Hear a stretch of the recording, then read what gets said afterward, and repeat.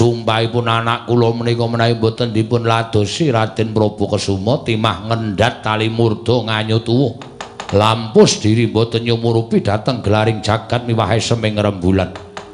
Mila Raden, kula nyuwun kanthi sanget jengandika kersa nuruti dhateng pamuthaipun anak kula Punataswati. Sing gedhe pangapura penemban gembung tanpa sirah. Aku ora bisa minangkani apa kang dadi panjalukmu. Menawi ngaten kula meksa yen pancen sira penemban arep meksa lawan Prabu Kesuma. Ayo gage peksanen Prabu Kesuma. Nah yen ora bisa meksa lawan Prabu Kesuma, malah ana pendhita yaksa ingkang tak sampurnakake uripe saut mangsa Icandra.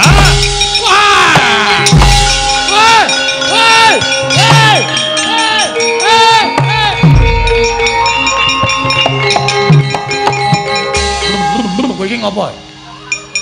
Ndara disatu malah bungok-bungok kaya wong kedan. Kowe tak sadhek lho, Mir. Hah? Wong tuwa ki sing mapan, sing menep kok. Iki wis ora ana wong delok. Nek bungak-bungok ngono ki nek wong pinggir desa ana do geger darani ana apa? Tuwekan ora.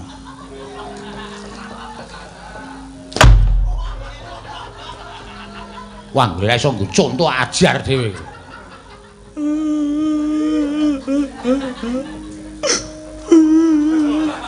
Weh, rasa nangis. Sona iku rasa bengok-bengok ngono kuwi. Nek arek kajen iku ora sok bengok-bengok ngono kuwi. Nek Ndara disaut pendhita buta kaya kowe kuwi tenang. Ning mikir ora kok weh. Kok sikut rompol ora. Muni ae. Aja gong suwe-suwe kok mesake to aku. Krembak-krembik memelas ya terus. Piye wis rasa anak-anak ora nyeneni, ora anak ora nyeneni wis guys. Ganjing langit kelap-lapaton. Kler kincanging risang mawe gandrung. Siwa Semar. Kula durung sauntara nggone budal saka ing Ngarang Kadempel. Iki ana wujuding Brahmana ing ngapahe raseksa. Ing merpeki kelawan laku jantraning Prabu Kesuma. Ngatos-atos lho, Den. Iki teng-tengah ngalas. Ampun gampang kepilut karo wujuding busana menapa dene derajat lan pangkat saged ugi niku bangsaning berkasaan jim setan sing memba Brahmana mengajeng gawe cintrakanipun Ndara Prabu Kesuma. Nggih lho Ndara niki teng-tengah ngalas lho ampun sembrono lho. Nggih lho Den iki teng-tengah alas ampun sembrono lho. Ndara sembrono ampun teng-tengah alas niki lho Den. Diwolak-walik omongan ora cetha ora. Penemban yen dikeparengake aku nyuwun mriksa sampeyan kuwi Brahmana saka ngendi? Menawi paduka ndangu dhateng jasad kula pandhita wingking saking pertapan mring Cendani. Ingkang sudi mestani dhateng kula pun begawan gembung tanpa sirah. Begawan gembung tanpa sirah inggih. Kula nyuwun pangapunten kula badhe numriksa.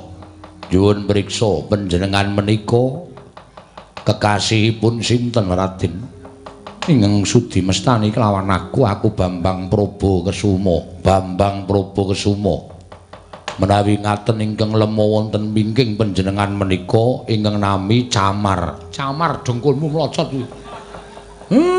Aku Semar. Ya inggih Semar. Ingkang mripatipun kira menika menapa ingkang nami Bopeng. Bopeng padake gudhek. Gareng aku. Oh, gareng. Ingkang inggil menika menapa? Cakruk naminipun. Cakruk ngemblegi kowe iki apa piye? Petruk aku. Oh, iki lho ora Petruk. Ingkang wingking piyambak menika menapa Senthong.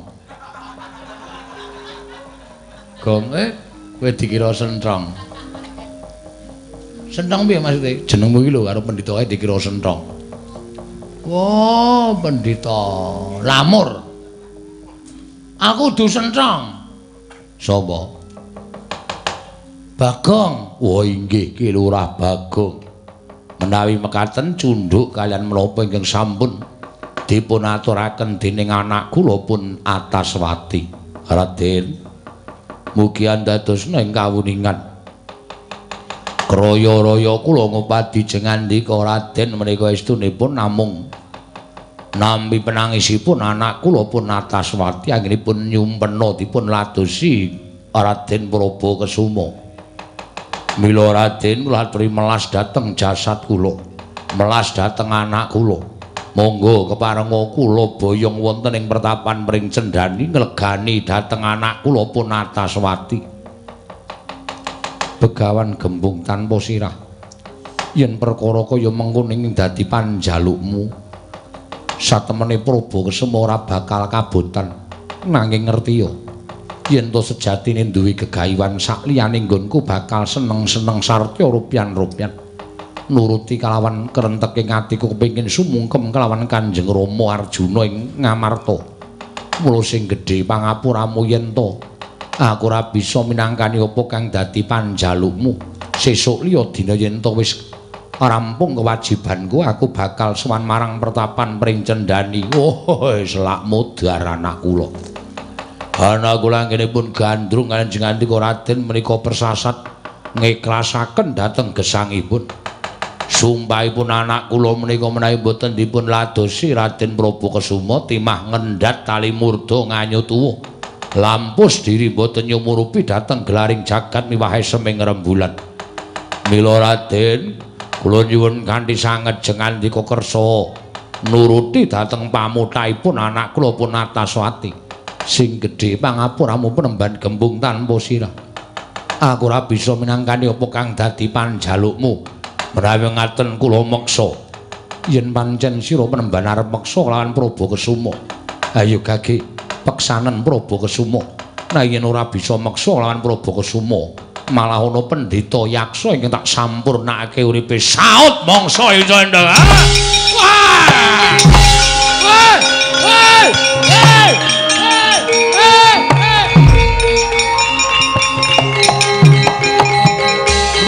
Kowe iki ngopo? Ndara disatu malah bungok-bungok kaya wong kedan. Kowe tak sadhek lho, Mir. Hah? Wong tuwa ki sing mapan, sing menep kok. Wah. Iki wis ora ana wong delok. Nek bungak-bungok ngono ki nek wong pinggir desa ana do geger darane ana apa? Tuwekan ora.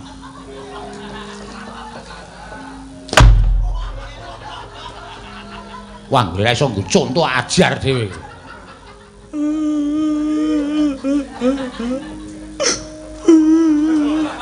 Wes rasa nangis. Sune iku rasa bengok-bengok ngono kuwi. Nek arek kajen iku ora sok bengok-bengok ngono kuwi. Nek Ndara disaut pendhita buta kaya kowe kuwi tenang. Ning mikir ora kok wah. Kok sikut rompol ora. Muni ae. Aja gong suwe-suwe kok mesake to aku. Krembak-krembik memelas ya terus. Piye wis rasa anak-anak ora ngeneni, ora anak ora ngeneni wis gawe suwe.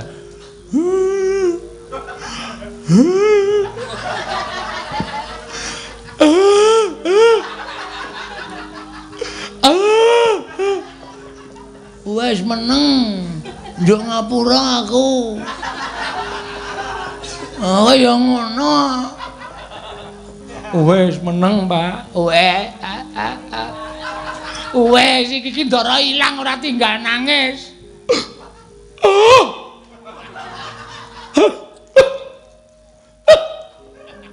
Kok kaya mimin ta suwe-suwe kowe? Ora. Wes Pak ora nangis. Ndaramu ilang. Doya aja meneng wae. Doya.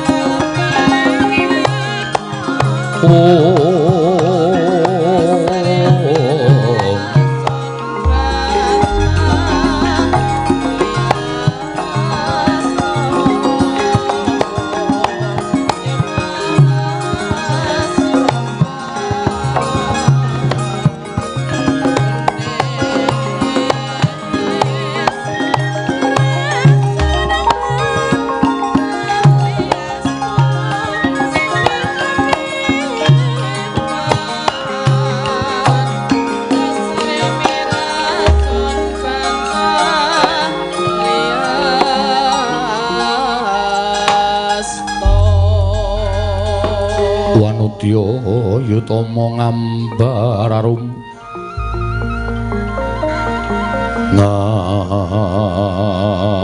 ngambararum sang kusuma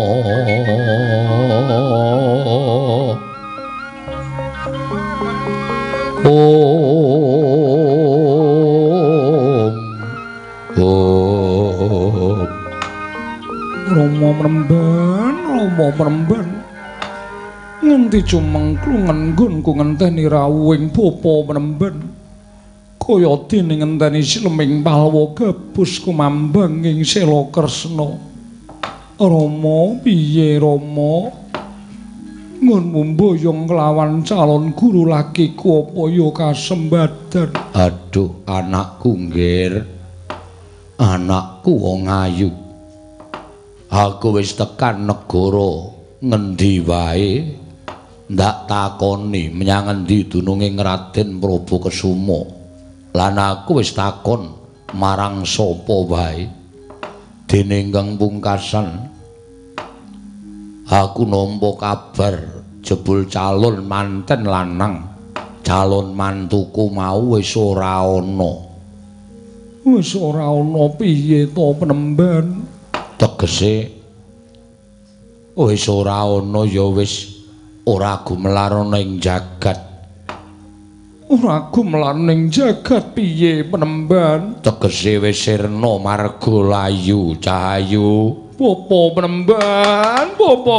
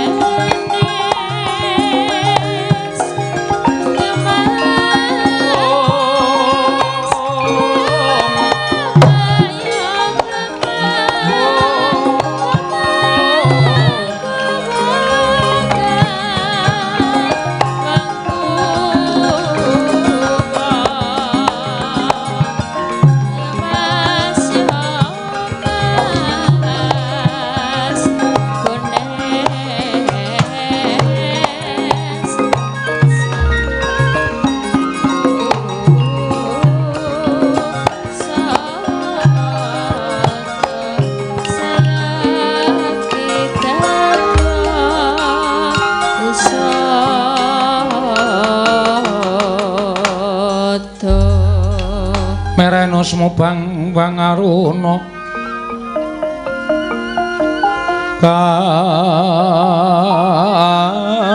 kadinetraning uga rapuh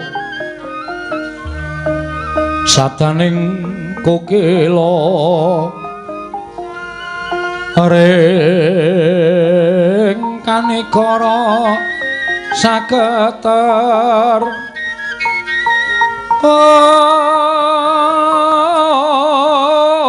kene donga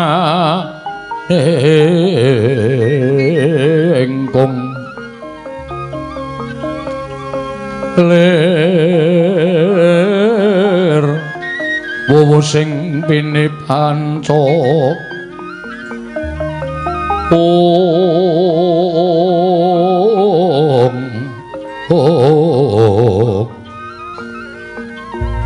Pepetoking ayam wana mrak manguwuhing pagakan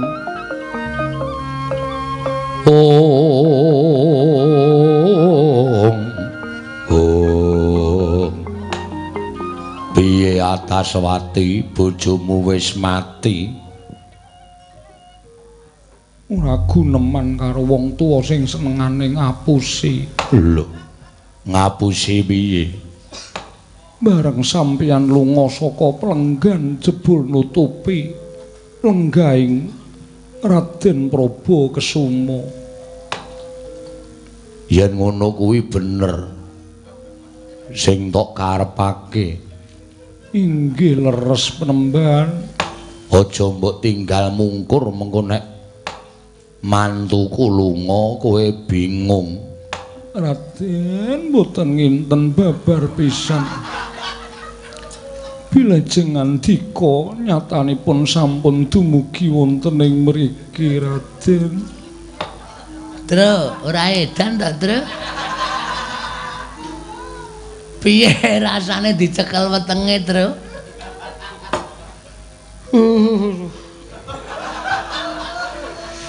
Aduh. Apa sirek kapan ini serempet ya? Kok ora cetha omonganmu?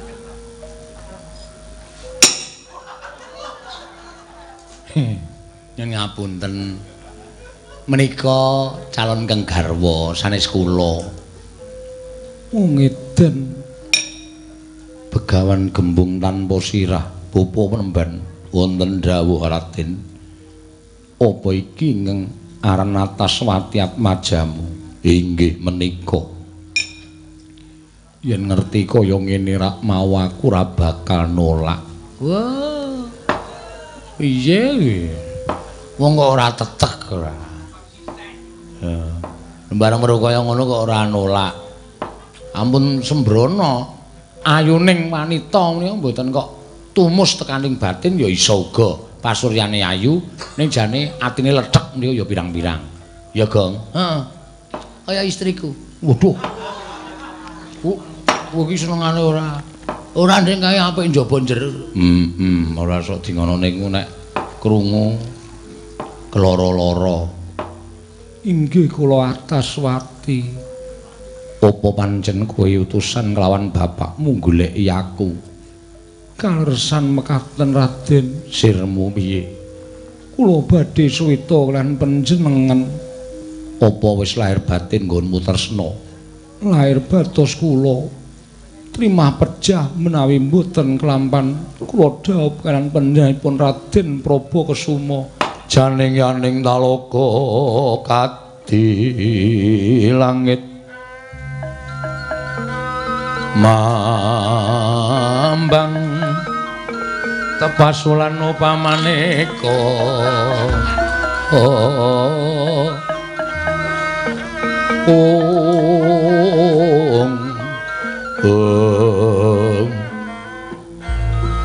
lintang lulya kusumayana sumawur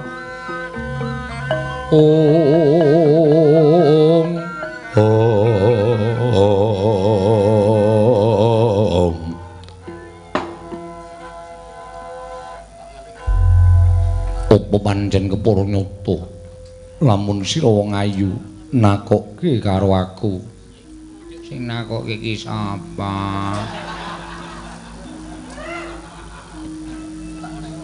Aku Prabu Sutejo. Lah antil ndasmu mudhar ora. Sampeyan kersa mboten kali kula? Kersa mboten. Anggepmu aku ki wong loro saudon telu saurupan, ora sudi karo kowe, ora bakal aku gelem karo kowe. Wadodya yudha mangambararum. Wedhus ki ora. Ngambararum. Waduh. Sang Kusuma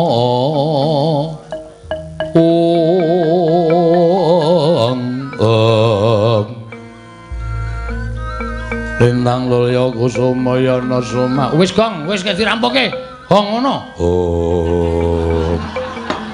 Omong Bagong kok disuluki ora. Petro, Dalem. piye Petro? Nderek mangayu Bagyo seketi jumurung. Dene ndara kula wis pikantuk Kang Putra. Ning ya ndara kula niki duwe kewajiban. Kewajibane apa? Kewajibane nggih menika goleki bapakne. Bapakne bendaramu Ndara Janaka.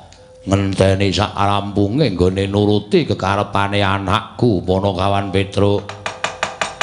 Nyatang ning kalangkuan Aklar pandan moncar tinon lir kekonang surem sorotetan padang kasur lan pajaring purnama ing gekono ing Pupu menemban ana dawuh apa nggir gandeng durung rampung pakaryaning Prabu Kesuma mula wektu dina iki tak jaluk atmajamu tak anjingke ana ing Kalpika bakal ndak kanthi ngawawu Sudarma Ataswati wonten dawuh maragake manjing Kalpika ndak kanthi goleki kelawan wong tuaku nun inggih ngestaken dawuh paduka Raden.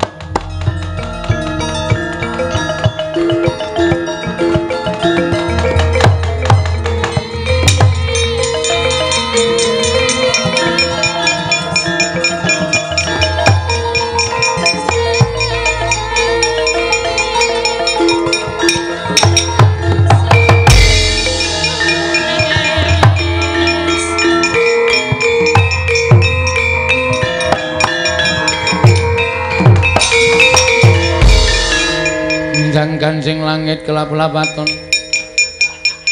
lir kincang ing risang mawe gandrung nampun kaya ngaten niku ya aja terus ditinggal kula nderek lho Mas muduar kowe kapokmu kapan kowe ngene ya dhewe ketemu sesasi pisan wae mboten iso lah wis kebacut tresnoan panjenengan mboten ngenten babar pisan bilih ya ampun ora kaya wong biasane jan luar biasa ta aduh alayam ana jamone kratingdang rotimun wah iya mula digdaya aku edan lan wae aja nganti lali-lali kula nggih Mas enggak beres ora aja kuwatir. Glelek terus. Kuwi dikapakke gong ling racik dikapakke kuwi. Kowe iso takon aku. Goblokmu ora. Wong tuwa kok gampang percaya. Lah ya kuwi mau. Wis kowe pokoke engko ning sing anu lho, terus sing anu lho botol emas lho. Nek ora botol emas ora mandi kaya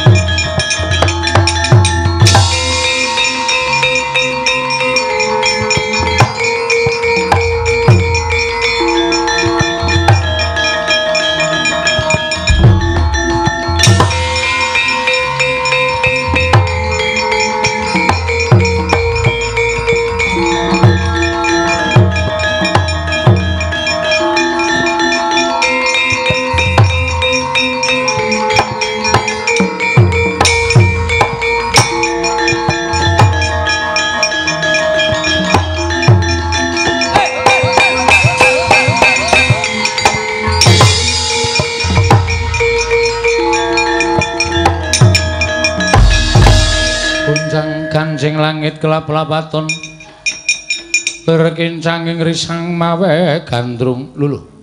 Kakang Semar iki sapa? Nika Ndara Praba Kesuma. Saka ngendi? Saking Kayangan. Liwigatine. Lah kula tak nyuwun prisa sampean kok tekan mriki niku. Aku ngupaya murcaning Bathari Sri. Mula ngamarta ketaman Pegebluk. Akeh para kawula esuk lara sore ketiwasan, sore lara esuk padha tekaning mati merga koncatan dewaning boga Bathari Sri. Ya Dipol. Mula aku karo Kresna kakangku diutus mbarep supaya ngupaya nendi dununging Hyang Pikulun Bathari Sri. Niki Ndara Praba Kesuma. Putrane Widodari Bathari Supraba duk nalika ingkang rayi Ndara Janaka dados nalindraning dewa.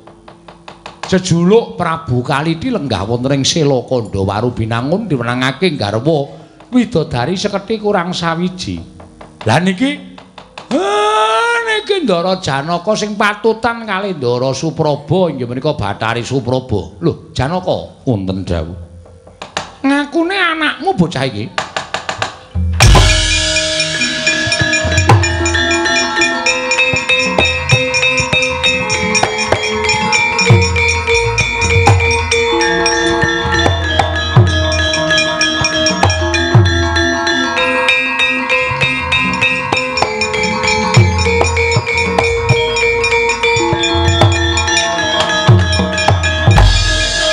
Apa pancen bener kowe ngangaran Praba Kesuma? Inggih Raden. Panjenengan sinten? Aku Raden Janaka. Aduh Kanjeng Rama. Kula aturi nampi dhateng sembah kula. Aja gumampang kowe ngaturke sembah. Anak Janaka kulina nglungguhi tembung opor bebek mentas awake dhewe. Anak Janaka pirang-pirang kabeh dak aku minangka dadi putra yen to iso ngaturake dharma bekti lawan wong tuwa. Aja mung enak-enak lungguhan sila tumpang kendhangan dengkul. Tak aku anak Janaka yen kowe iso gawe srana kunduring Hyang Pikulun Bathari Sri Praba Kesuma.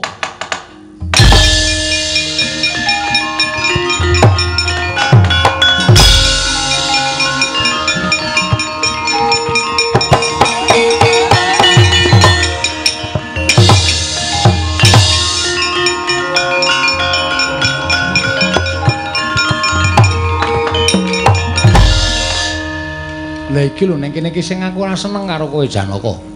Mboten remen perkawis menapa. Lah kowe iki anak-anak kok mesti ora tok akoni lho. Anak Janaka kedah saged ngaturaken dharma bekti dhateng tiyang sepuh. Oh ngono? Inggih. Lah apa ora kangelan Praba Kesuma? Menawi menika anak Janaka saestu tartemtu saged ngunduraken Hyang Pikulun Bathari Sri.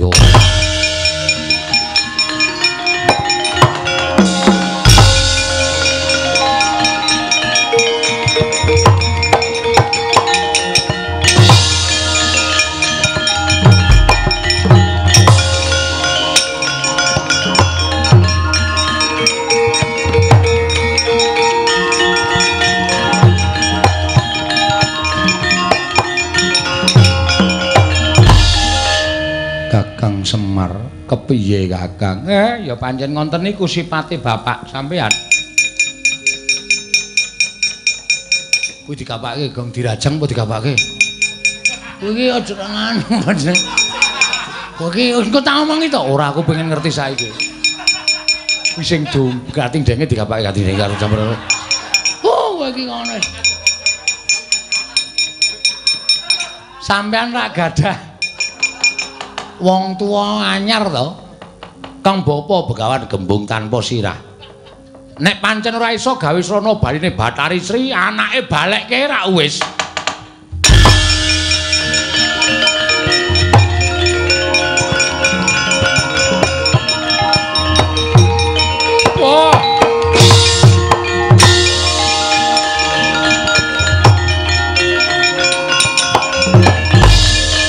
Bapa menemban ngaturake panuwundine bapa wis kepareng rawuh ana ing kene. Piye Raden, lah kok semune bingung atimu? Iya. Ora campuri apa-apa to, Tru? Ajare ora. Ya ora usah, wis nampa loro kuwi wae.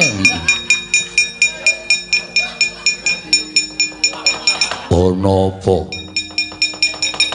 Aku tinampa dening Kanjeng Rama Janaka. Lamun aku iso gawe srana kunduring Bathari Sri Dewaning Buga ana ing negara Ngamarta bapa Wenembani.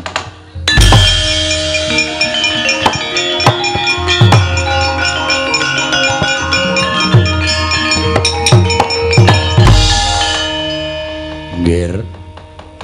Kaya ngene iki abote wong tuwa sing kudu mbelani karo anak. Ning kabeh bakal ndak ikhlasake. Bathari Sri lenggah ana ing pertapan mring cendhani. Ndak suwune supaya kundur marang negara Ngamarta supaya sampeyan iso diaku putra dening Raden Janaka nggih.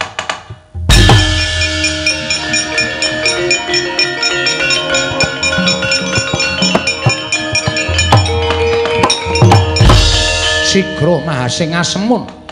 Sang Begawan Gembung tanpa sirah eling-eling pandhita tinampa apa kang dadi sedyane. Nalika semanten ing cipta munjuk atur kalawan Sang Hyang Pikulun Bathari Sri. Sigra mbedhol saking pertapan pring cendhani. Hyang Pikulun Bathari Sri nalika semanten lumayang ing akasa. Kundur wonten negari Ngamarta kalaning jagat gawaning para dewa. Papan ingkang linangkungan Bathari Sri Dewaning Buga satemah katingal subur ijo raya-raya tetandurane.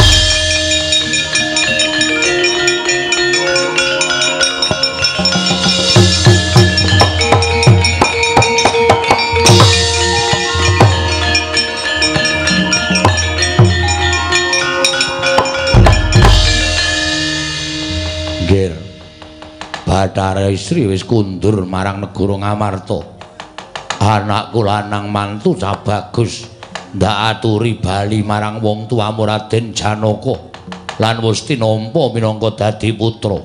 Bapa Penemban ngaturake panuwun ingkang tanpa pepindhan. Wong atuamu aku njaluk pamit disewana pegawean ingkang kudu tak rampungake nggih.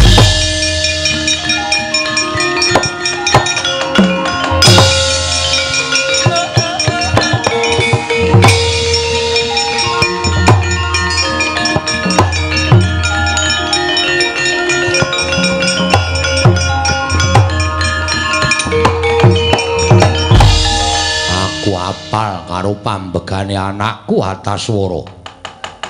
Merga kowe tak gula wentah wiwit cilik nganti gedhe yen duwe kekarepan ora bakal mendho. Lan ora iso dilekke dening sapa wae. Bathari Sri wis kundur marang negara Ngamarta mesti kowe motho-motho karo tindaking Bathari Sri. Aku sing methuke karo kowe cah bagus.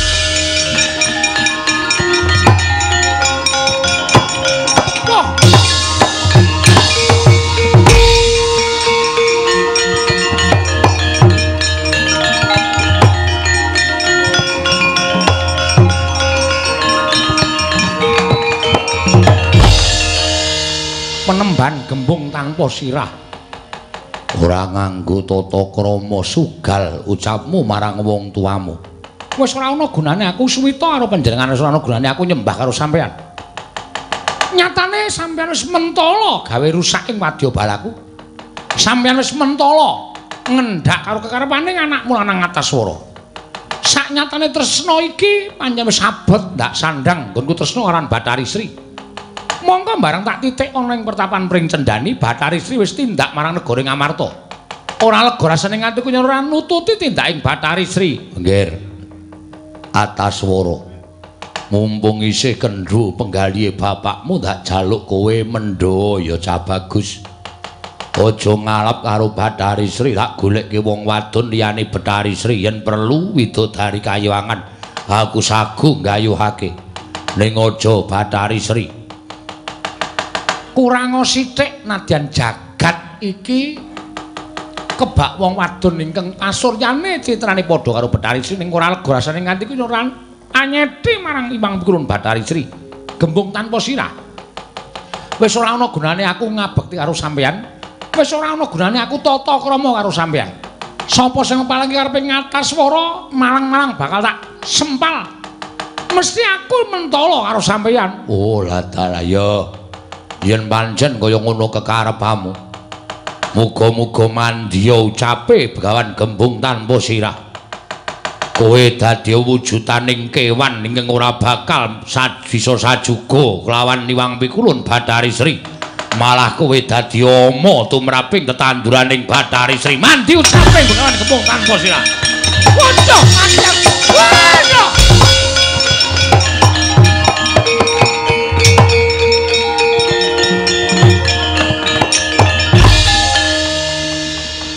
Nadyan anakku dhewe nek ora iso dielekake. Mandi ucaping gembung tanpa sirah. Ilang wujude anakku atas swara wujud walang sangit nganti kaya mendung. Akeh 1000. Ning yen tak pikir-pikir yen ora ana ingkang bisa ngrenggalangi walang sangit kae mau, mesti bakal ngrusak tanduraning Bathari Sri. Yo, tak dadi walang kopo aku.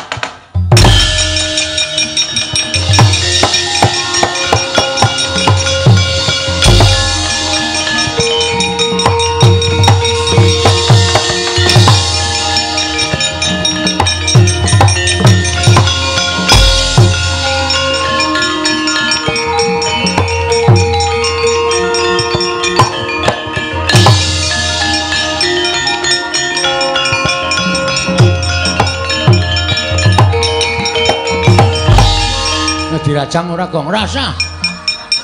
Rasa dirajang wutuan pokoke. Oh ya. Dirajang ya percuma ora iso kanggo gawe. Ha ya tak kira nek dirajang buntir-buntir kaya nggon lutek barang. Oh ora. Ya wis wutuan pokoke. Golek ukurane sing temonjo. Iya iya iya. Wah, ponokawane itu cerewet kabeh ora.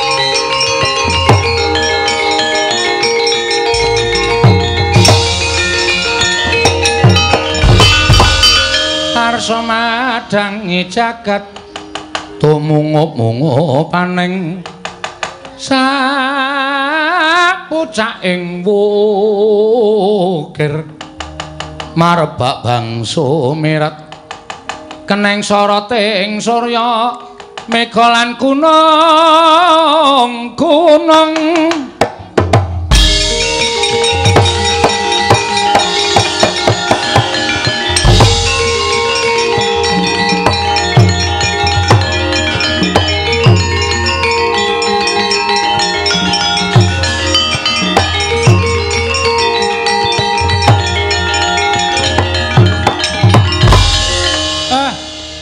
sedaya sampun paripurna. Kula suwun kanthi sanget. Monggo sami jagi kerukunan. Botole kuwi ya digunakake.